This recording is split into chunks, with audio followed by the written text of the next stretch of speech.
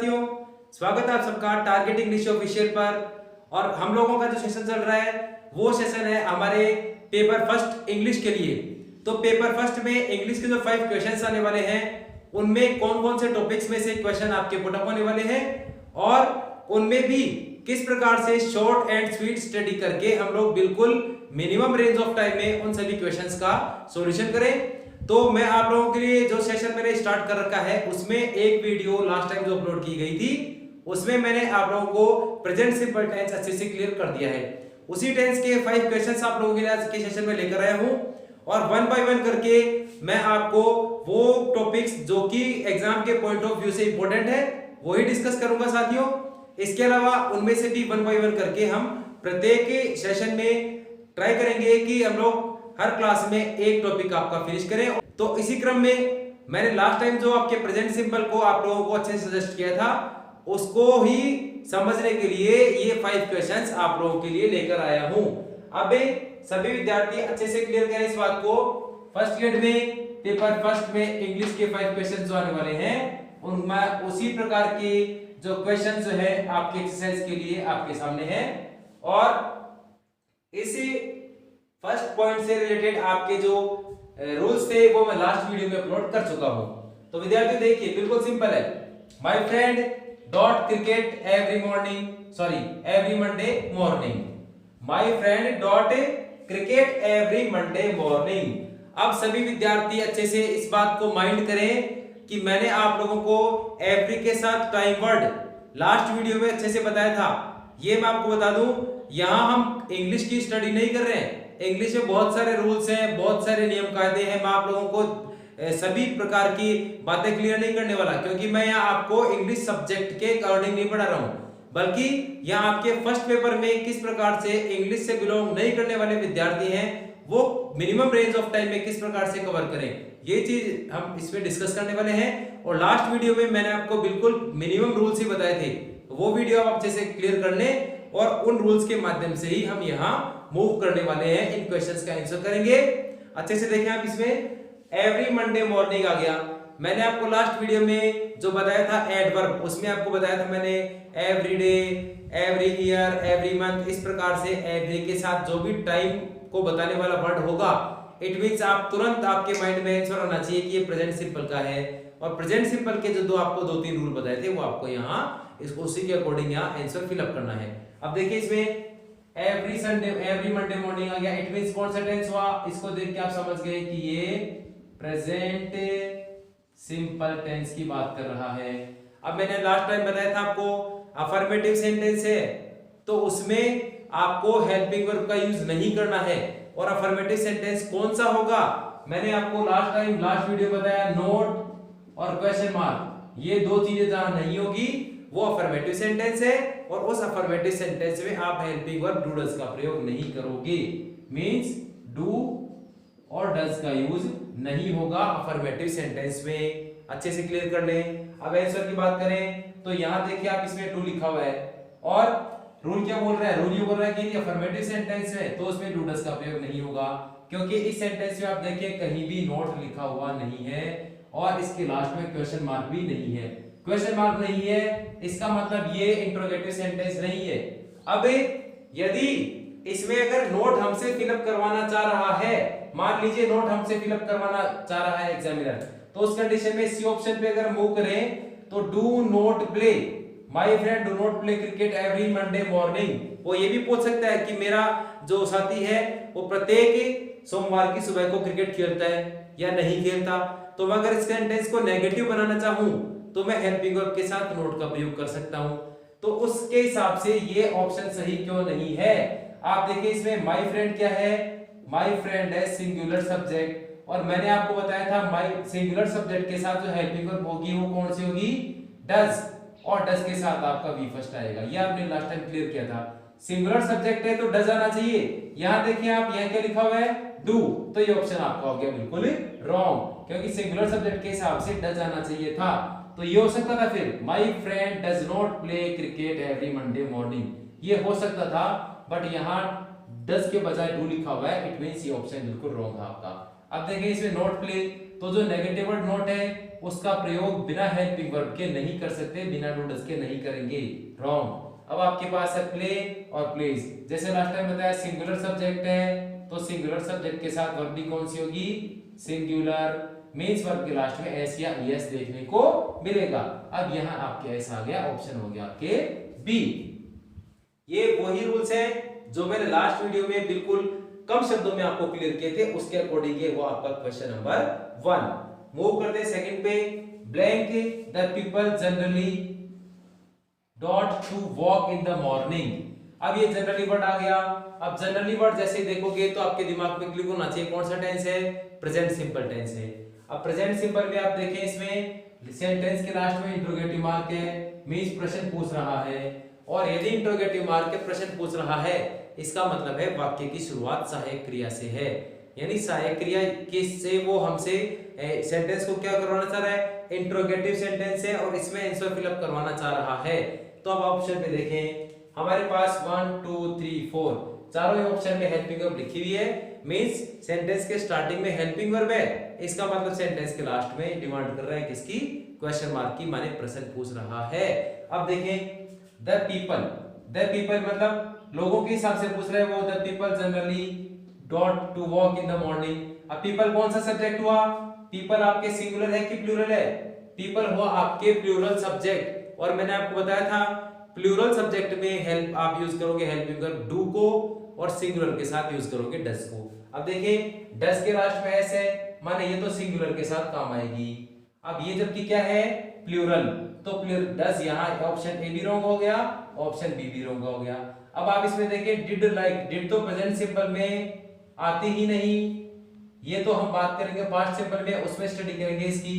तो ये ऑप्शन तो ऑलरेडी रॉन्ग हो गया, क्योंकि हमें डिड जो है वो प्रेजेंट सिंपल में नहीं आती, और जनरली को देख के हमें पता चल रहा है कि प्रेजेंट सिंपल टेंस की बात कर रहा है। तो ये तीनों ऑप्शन आपको हो गए रॉन्ग। अब यहाँ देखिए आप प्लूरल के साथ आ गया डू, और मैंने लास्ट टाइम भी बताया था आपको कि हेल्पिंग वर्ब के साथ वर्ब की कौन सी फॉर्म आएगी, सिर्फ फर्स्ट फॉर्म, तो डू के साथ आपके फर्स्ट फॉर्म, ऑप्शन हो आपके सही बी। अब बात करते हैं क्वेश्चन नंबर 3 की, द सन। अब ये इंपॉर्टेंट है, ये बात आप अच्छे से क्लियर कर ले सभी विद्यार्थी। मींस ऐसी बातें जो कि यूनिवर्सल ट्रुथ को बताती है, सार्वभौमिक सत्य को बताती है, ऐसी बातों को बताने के लिए हम यूज करने वाले हैं सिर्फ प्रेजेंट सिंपल टेंस।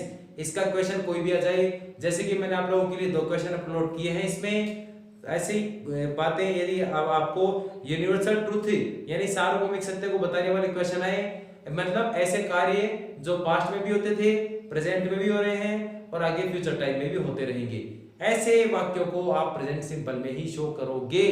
ये अच्छे से क्लियर कर ले। इसमें the sun dot in the east arise, उदय होना, अराइज मींस उदय होना, कि सूर्य जो है वो पूर्व दिशा में उदय होता है। अब बिल्कुल आसान है, यूनिवर्सल ट्रुथ है, सार्वभौमिक सत्य है, तो प्रेजेंट सिंपल टेंस आएगा। अब इस वाक्य में कहीं नोट नहीं है, इस वाक्य में प्रश्नवाचक चिन्ह भी नहीं है, इसका मतलब क्या हुआ, इसका मतलब ये अफर्मेटिव सेंटेंस हुआ। और यहाँ सन कौन सा सब्जेक्ट है, सिंगुलर है, सन एकवचन है, मींस इसके साथ फिर क्या आने वाला है यहाँ। अब मैंने आपको ऑप्शन इसमें आपको जानबूझ के ऑप्शन नहीं दिए, इसलिए नहीं दिए हैं क्योंकि आप इसमें इस प्रकार से अभ्यास करें कि बगैर ऑप्शन भी आप सही कर सकते हैं कि नहीं। अब देखें इसमें ये सार्वभौमिक सत्य को बताने वाली बात है, और ये सार्वभौमिक सत्य को बताने वाली बात किसमें आएगी, यूनिवर्सल ट्रुथ, यानी सार्वभौमिक सत्य। इसको बताने वाली चीज कौन सी में आएगी, प्रेजेंट सिंपल में आएगी, किसी भी प्रकार का वाक्य हो चाहे से। अब देखें ये वाक्य क्या इसमें प्रश्नवाचक है, नहीं। क्या इसमें कहीं नोट लिखा हुआ दिख रहा है आपको, नहीं। क्या इस क्रिया के साथ नोट लिखा हुआ है, नहीं। इसका मतलब अफर्मेटिव सेंटेंस है और इसमें डू डज का प्रयोग नहीं होगा। तो फिर क्या होगा, यदि एक वचन करता है तो वर्ब की फर्स्ट फॉर्म में एस आने वाला है। अब यहाँ अराइज है, सन आपका एक वचन करता है तो आपका आ गया अराइजेस, तो ये आपका ऑप्शन हुआ सही। The sun arises in the east mean सूर्य पूर्व दिशा में उदय होता है। बिल्कुल क्लियर है, इसको भी अच्छे से क्लियर करने आप। क्वेश्चन नंबर 3 में मैंने डिस्कस किया ऐसी बातें जो सार्वभौमिक सत्य को बताएगी उनको प्रेजेंट सिंपल में ही यूज करना है। और यदि इसी क्वेश्चन में नोट अराइज लिखा हुआ था, या प्रश्न पूछता तो इंटरोगेटिव मार्क आता, तो आप हेल्पिंग वर्ब का यूज करते, ये भी अच्छे से क्लियर कर लें। अब देखिए इसमें क्वेश्चन नंबर 4 था आपका, my brother and his friends means मेरा भाई और उसके दोस्त dot story books every month. अब आप देखें यहाँ एवरी मंथ आ गया, मींस प्रेजेंट सिंपल टेंस है। अब प्रेजेंट सिंपल टेंस है तो इसमें क्या आएगा, हेल्पिंग वर्ब डूडस के साथ वी फर्स्ट, और अगर सेंटेंस नेगेटिव और इंटरोगेटिव नहीं है तो आपके वर्ब की फर्स्ट फॉर्म या वर्ब की फर्स्ट फॉर्म है एस या ईएस। अब देखिए इसमें क्वेश्चन मार्क नहीं है, क्या इसमें नोट लिखा हुआ है, आपके इसमें नोट भी नहीं लिखा हुआ है। अब यदि इसमें आपको फिलअप करवा रहा है वो पब्लिश वर्ब की सही फॉर्म भरवा रहा है, पब्लिश माने प्रकाशित करना, तो इस सेंटेंस में कहीं भी नोट लिखा हुआ नहीं है, वर्ब के साथ नोट लिखा हुआ नहीं है, क्वेश्चन मार्क भी नहीं आ रहा। इट मींस इसमें ये अफर्मेटिव सेंटेंस है। अफर्मेटिव सेंटेंस में अगर सिंगुलर सब्जेक्ट है तो वर्ब की फर्स्ट फॉर्म एस एस लगाना है, अदरवाइज वर्ब की फर्स्ट फॉर्म करनी है। अब देखिए इसमें my brother and his friends, यहां देखें एंड के पहले और एंड के बाद, इस प्रकार से यहां सब्जेक्ट जो है वो आपका सिंगुलर है कि प्लूरल है। यहां देख ले माय ब्रदर और उसके दोस्तों की बात कर रहा है, माने सब्जेक्ट यहां हो गया प्लूरल, और प्लूरल सब्जेक्ट है तो वर्ब की फर्स्ट फॉर्म आएगी, उसमें एस एस नहीं आएगा, जैसे कि लास्ट टाइम हमने चर्चा की है इस बात की। तो प्लूरल सब्जेक्ट है मींस वर्ब की फर्स्ट फॉर्म पढ़नी है इसमें केवल, और ये हुआ आपका पब्लिश। ये लीजिए my brother and his friends publish story books every month, means मेरा भाई और उसके दोस्त प्रत्येक महीने स्टोरी बुक्स प्रकाशित करते हैं।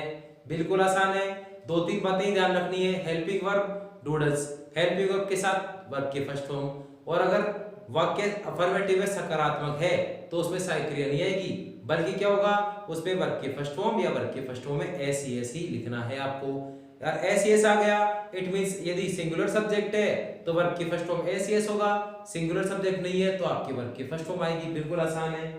अब लास्ट में आप इसमें देखें dot water dot at 100 degree centigrade, अब यहां आप देख लें नोट बॉइल, और यहां नोट भी आ रहा है, यहां क्वेश्चन मार्क भी है, तो ये क्वेश्चन कैसा हो गया, इंट्रोगेटिव नेगेटिव, माने प्रश्नवाचक नकारात्मक वाक्य है। और मैंने जैसे कि लास्ट में आपको बताया था पिछले क्वेश्चन में कि यदि सेंटेंस के लास्ट में क्वेश्चन मार्क है तो वो अपने आप को या तो डब्ल्यूएच वर्ड से क्वेश्चन इंट्रोगेटिव करेगा या फिर हेल्पिंग वर्ब से। यहां बात कर रहे हैं हम प्रेजेंट सिंपल की, हेल्पिंग वर्ब की, डूडल्स की, तो यहां इसका मतलब एक कंफर्म है कि सेंटेंस के लास्ट में इंट्रोगेटिव मार्क है और वर्ब के साथ नोट भी है, माने आपको डू या डज का प्रयोग तो करना है कंफर्म। अब इसमें सब्जेक्ट देखिए आप, अब इसमें सब्जेक्ट आपका वाटर। अब एक बात अच्छे से सुन ले आप लोग, ध्यान से इस बात को ध्यानपूर्वक ध्यान दे, गौर करें कि यदि ऐसे नाउन ऐसी संज्ञा की बात हो जिसको हम काउंट नहीं कर सकते, गिन नहीं सकते, जैसे पानी को हम लोग गिन नहीं सकते, तो ऐसे अनकाउंटेबल नाउन माने जिन संज्ञाओं को नहीं गिना जा सके, ऐसी संज्ञाओं को हम सिंगुलर में काउंट करेंगे, माने एक वचन मानेंगे। आप वाटर को एक वचन के हिसाब से बिहेव करोगे, इसको बहुवचन नहीं मानोगे। तो इसी के वाटर के अकॉर्डिंग जैसे मिल्क है, सोल्ट है, शुगर है, कोई सी भी ऐसी संज्ञा जिसको गिना नहीं जा सके उसको आप एक वचन के हिसाब से मानेंगे, यानी उसके साथ जो वर्ब आएगी वो एक वचन के हिसाब से आएगी। अब यहाँ देखें वाटर मींस इसको मैंने मान लिया सिंगुलर एक वचन, एक वचन के साथ डज आता है कि डू आता है, एक वचन के साथ आता है डज, तो यहां मैंने लिखा डज। अब डज वाटर, अब क्वेश्चन में देखिए आप नोट भी लिखा हुआ है, तो 3 नंबर पे आपको लगाना है नोट, 1 2 3, 3 नंबर पे नोट आ गया। अब इसके साथ आप वर्ब की फर्स्ट फॉर्म है BOIL, बॉइल भरे, does water not boil at 100 degree centigrade, कि क्या पानी 100 डिग्री सेंटीग्रेड पर नहीं उबलता है, मींस पानी 100 डिग्री सेंटीग्रेड पर बॉइल होता है। अब आप अच्छे से इसमें कंफर्म कर ले, यहाँ एक जो ऐसी संख्या है जिनको गिना नहीं जा सके उनको आप सिंगुलर के हिसाब से काउंट करोगे, और सिंगुलर के हिसाब से यहाँ आ गया डज, और वर्ब में नोट लिखा हुआ था तो 3 नंबर पे नोट आपके 1 2 3, 3 नंबर पे नोट के साथ आपका वर्ब फॉर्म आ गया जो क्वेश्चन पेपर में दिया हुआ है। तो आंसर बना आपका डज और नॉट बॉइल। तो इस प्रकार से कुछ क्वेश्चंस थे आपके प्रेजेंट सिंपल के। इसी प्रकार से बहुत सारे आपको एक्सरसाइज भी कर सकते हो आप, बट सभी एक्सरसाइज में इसी प्रकार के जो आपको बेसिक रूल्स बताए हैं वो हमने बताए हैं उन स्टूडेंट्स के हिसाब से जिनका सब्जेक्ट इंग्लिश नहीं है, क्योंकि इंग्लिश वाला कर लेगा उसको कोई प्रॉब्लम नहीं है।